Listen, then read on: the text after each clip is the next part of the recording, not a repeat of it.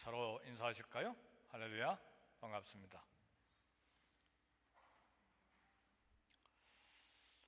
2월 4일 어제 동아일보 기사를 보니까 한국 이민 2세, 3세들이 K 정체성, 코리안 아이덴티티로 세계 관심을 불러일으킨 한국계 이민 자손들의 예술가 5명을 인터뷰한 내용을 보았습니다. 한국 이민자 2세, 3세가 만든 영화 또 드라마, 출판물이 세계가 주목하는 그런 것들 한 5분을 이렇게 소개했는데, 그 중에 암투병하다가 하늘로 간 엄마, 그리고 엄마가 만들어주신 한국 음식에 대한 그리움을 쓴 H마트에서 울다가 세계 베스트셀러가 됐습니다. 또 드라마 파친코, 한국계 미국인 이민자, 일본과 미국 이민자의 이야기인데, 이민자로서 삶의 치열한 몸부림 속에서 파친코라고 하는 세계적인 드라마 작품이 탄생한 것을 또 인터뷰한 내용을 봤습니다. 오늘 누가복음에는 평생 고기 잡으면서 거칠고 투박한 인생을 살아야 했던 가난하고 이름 없는 어부들 몇 명이 소개됩니다. 그러나 그들이 예수님을 만났을 때 놀랍게 변화된 삶을 살았습니다. 이 시골 어부들이 지난 2000년 세계 교회의 역사의 기초를 놓았습니다. 예수님을 만난 사람들마다 삶의 위대한 변화와 기적을 만났습니다. 오늘 저와 여러분의 삶도 예수님을 만남으로 놀라운 변화를 기대할 수가 있습니다. 이제 인생이 다 지나는데요. 아니요, 늦지 않았어요. 연세대 석좌 교수 김영석 교수가 하는 이야기는 인생의 황금기는 60세부터 75세다, 그렇게 이야기를 했습니다. 실제로 성경에도 보면 아브라함이 70세의 부름을 받아 이민을 떠났습니다. 모세는 80세의 부름을 받아 그의 사역이 비로소 시작이 되었습니다. 갈릴리 호수에서 밤샘 고기 잡던 어부들, 그물을 씻는 아침이었습니다. 수많은 사람들이 그 아침에 갈릴리 호숫가에 계시는 예수님 주위로 몰려들었습니다. 예수님 배 위에 올라가서 호숫가에 있는 사람들을 바라보고 가르치셨습니다. 호수에서 부는 바람에 주님의 목소리가 호숫가에 있는 무리들에게 넓게 이렇게 퍼져서 잘 전달이 됐습니다. 예수님이 잠깐 빌리신 배는 어부 베드로가 고기 잡는 배였습니다. 무리들에게 말씀을 전하신 후에 예수님이 베드로를 향해서 말씀하셨습니다. 오늘 본문 누가복음 5장 4절 보니까 깊은 데로 가서 그물을 내려 고기를 잡으라 그랬습니다. 지난밤에 밤새도록 그물을 내렸다 올렸다 했는데 헛수고였어요. 어젯밤 고기 한 마리도 잡지 못한 헛수고를 우리 주님이 또다시 하라고 말씀하셨어요. 그러나 베드로는 씻겨진 그물을 배에다 싣고 다시 노를 저어서 바다로 나갔습니다. 지금 이 아침 시간은 그물을 씻는 시간이지 그물을 내리는 시간이 아닙니다. 고기가 안 잡히기 때문에. 그물을 이 아침에 내린다는 건 상식 밖의 일입니다. 베드로는 고기가 많이 잡히는 시간과 장소를 잘 알고 있었습니다. 그러나 왜 베드로는 그 시간에 배를 띄워서 다시 그물을 내렸는가? 어떻게 평생의 고기잡이 어부로 여기까지 왔는데 한 번도 고기를 잡으러 바닷가에 나간 적이 없는 목수 출신인 예수님께 순종했는가? 오늘 본문 누가복음 5장 4절에 보니까 시몬이 대답하여 이르되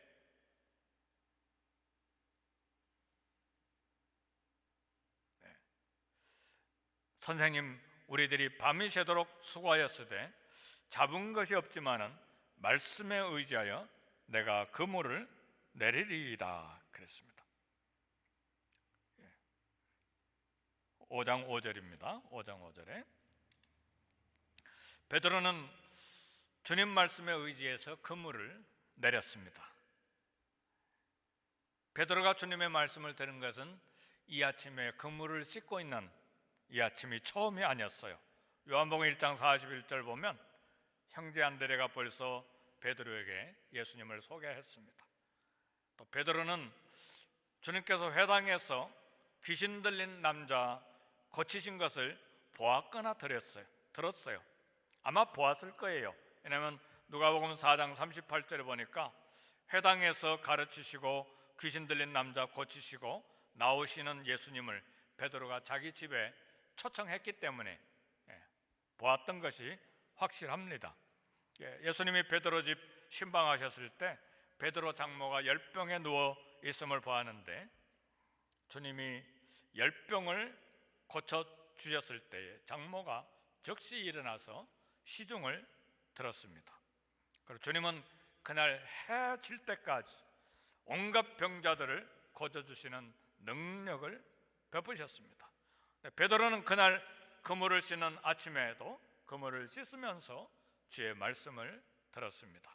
그러니까 뭔가 주님에 대한 신뢰, 그 말씀의 놀라운 역사를 이미 알고 있었기 때문에 깊은 데로 가서 그물을 내려 고기를 잡으라 했을 때에 상식에 맞지 않았지만 시간도 장소도 문제가 분명히 있는 것이었지만 순종했습니다.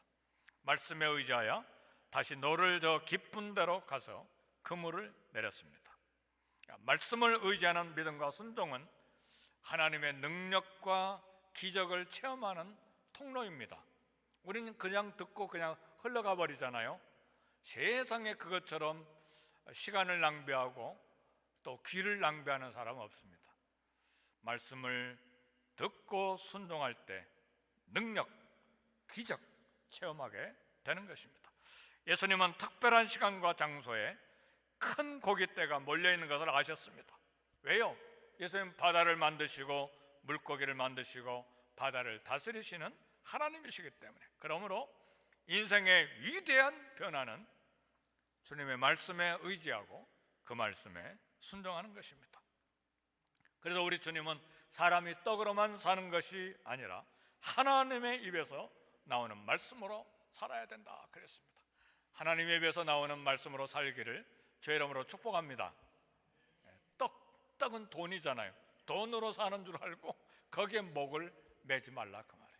하나님 말씀으로 살아야 하나님의 능력, 기적 체험하는 그런 놀라운 간증이 나올 수가 있는 것입니다. 하나님의 말씀은 하나님의 입에서 나오는 길이요 진리요 생명이기 때문에 그렇습니다. 이사야 55장 11절 유명한 말씀 있죠? 내 입에서 나오는 말도 이와 같이 헛되이 내게로 돌아오지 아니하고 나의 기뻐하는 뜻을 행하며 그리고 나의 명하여 보낸 일에 형통함이니라 그랬어요. 우리 주님의 입에서 나오는 말씀은 절대로 아무 일도 하지 않고 다시 주님께로 돌아오지 아니하고 하나님의 기뻐하시는 뜻을 행하고 하나님 명하여 보낸 일에 반드시 형통한다.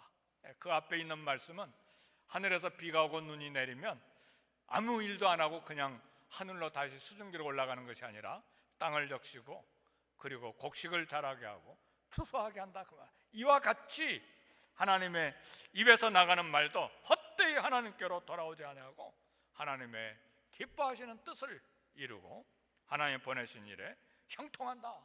이사야가 한 말씀입니다.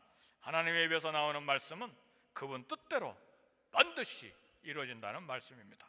하나님 말씀은 신적인 능력이 있고 확실한 성취가 있는 약속이기 때문에 그렇습니다.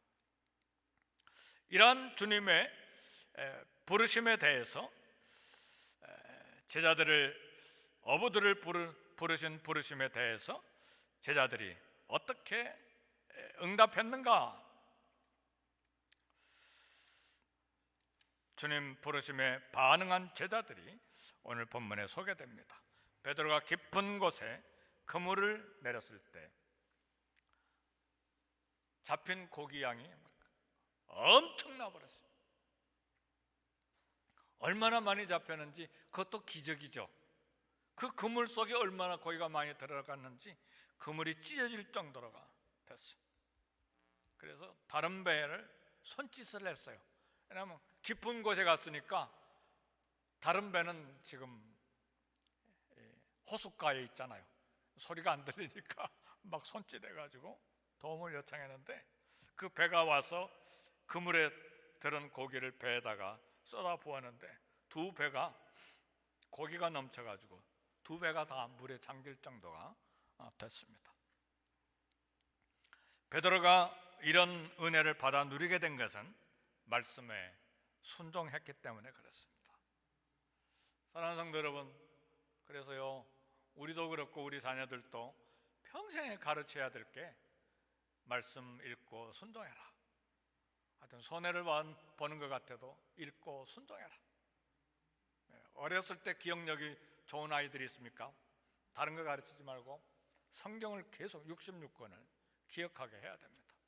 그 말씀이 발의 등이요 빛이 되게 할 것입니다. 평생 동안에.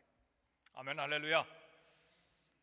이런 비밀을 우리는 알고 간증하고 또 우리 삶에 적용해야 합니다. 풍성해 주시는 우리 주님을 보는데 우리 주님은 주실 때 성품이 그래요.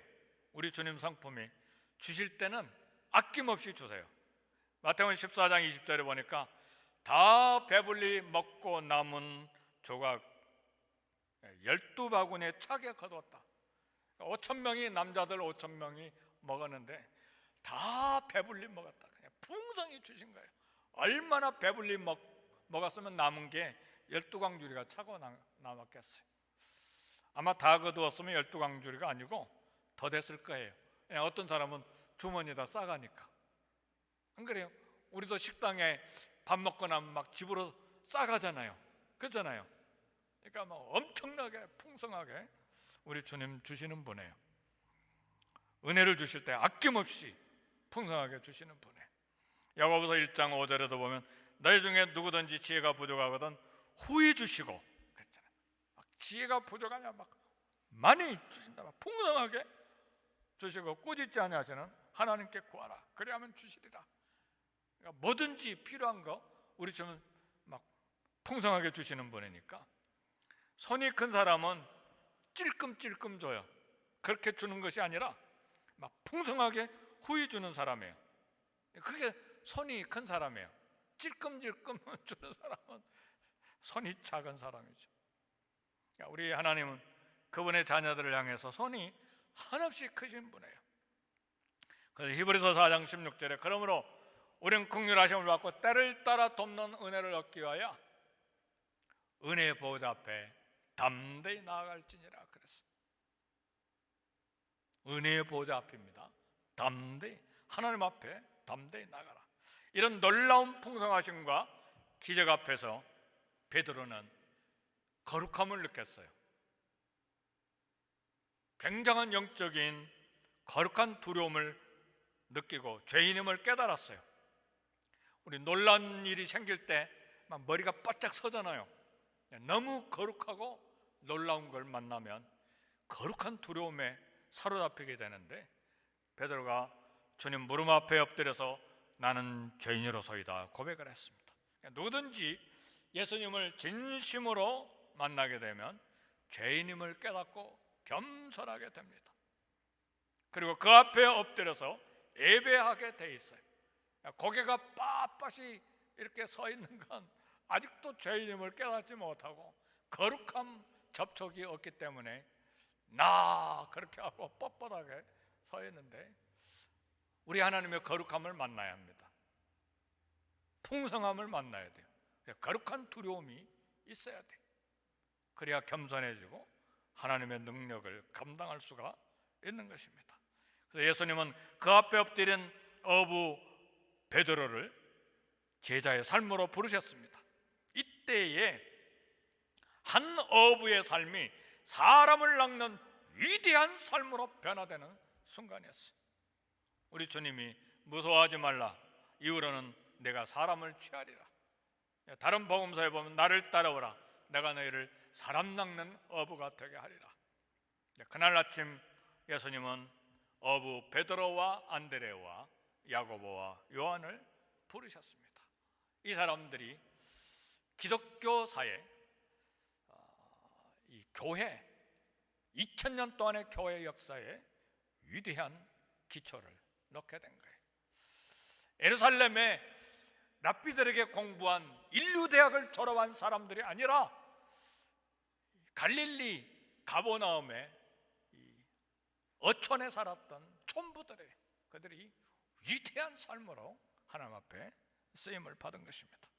그래서 그들을 배와 함께 모든 것 버려두고 예수님을 따르는 삶을 시작했습니다. 어떻게 하나님이 부르실 때 우리가 반응할 것인가? 물고기를 넘치도록 공급하신 이유 속에서 우리가 반응하도록 주님은 도전하십니다. 주님 부르심에 다 버려두고 주님을 따르는 행동이 너무 경솔하지 않았는가? 왜냐하면 베드로는 이미 장가들은 사람인데 아마 자녀가 있을 수도 있죠. 아내가 있으니까. 장모는 열병에 들었다가 나왔죠. 누가 이들을 가정을 또 이렇게 케어하고 모시겠는가? 갈등이 왜 없겠어요? 주님 부르심에 아내도 생각하고 자식도 생각하고 장모님도 생각할 수 있는데, 그러나 우리 주님께서 물고기를 2배에 넘치도록 잡히게 하신 이유가 있어요. 제자로 부른 자들 가족에 대해서 염려하지 마라. 미래 삶과 장래 사역에 대해서 걱정 버려라. 풍성하게 공급하신 것처럼 내 평생에 부족하지 않을 것이다. 내가 계속 베풀 것이다. 이런 음성이 들어있어요. 실패하고 다시 갈릴리 바다에 갔었을 때도 부활하신 주님이 또다시 한번 고기가 어마어마하게 잡히게 만들어요. 큰 물고기만 158마리니까 153마리?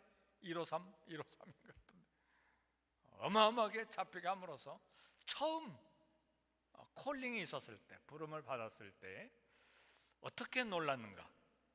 그 하나님, 그 예수님은 변함없는 똑같은 주님이시다. 그걸 도전하신 것이죠. 처음 믿었을 때 예수님, 오늘 낙심하고 절망하고 세상에 대해서, 나에 대해서 실망하고 있는 이 삶의 현장, 신앙의 현주소 앞에서도 나는 처음과 나중이라, 시작과 끝이라. 똑같은 하나님이시다. 2배 가득 잡힌 물고기는 헌신하는 삶에 대한 주님의 공급의 약속, 보호의 약속, 인도에 대한 약속입니다. 풍성하신 주님께 헌신하는 우리에게 동일하게 말씀하십니다. 누가복음 6장 38절에 보니까 주라, 그리하면 너에게 줄 것이니 후히 되어 누르고 흔들어 넘치도록 하여 너에게 안겨주리라. 자신의 삶을 주님과 이웃에게 드리는 자, 주님이 책임지신다는 말. 후에 되어 누르고 흔들어 넘치도록 하여 안겨주신다는 주님의 약속이에요. 인생 아끼려고 생각하지 마세요. 나만의 삶 이렇게 찔끔찔끔 주님께 드리다 말다 하지 마시오. 다 드리라 그 말이에요. 주님이 책임지시니까. 주님 따르기 위해 모든 것 버려두는 결단은 그래서 위대한 삶을 주님과 함께 경험하는 첫걸음입니다. 주님은 우리의 삶의 모든 영역에서 주님께 헌신하기를 기대하십니다. 우리를 위하여 누가 갈꼬 할 때에 우리의 대답은 당연히 이사야처럼 내가 여기 있나이다, 나를 보내소서. 주님이 부르실 때 어떤 시간 어떤 장소이든 예로 응답할 수 있기를 주의 이름으로 축복합니다. 우리 기도하겠습니다.